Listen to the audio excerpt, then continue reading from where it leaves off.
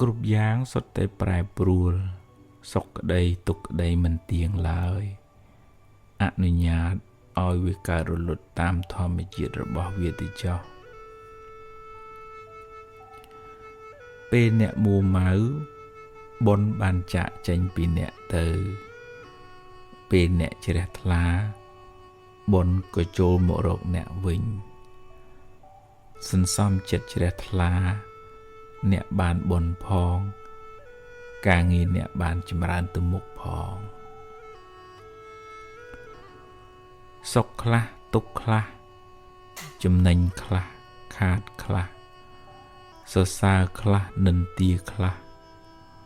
គ្រប់គ្នាតែងជួបប្រសពគ្មានអ្នកណាជៀសផុតទេជួបហើយលាទៅមុខទៀតកុំអោបក្រសោបវាទុកអី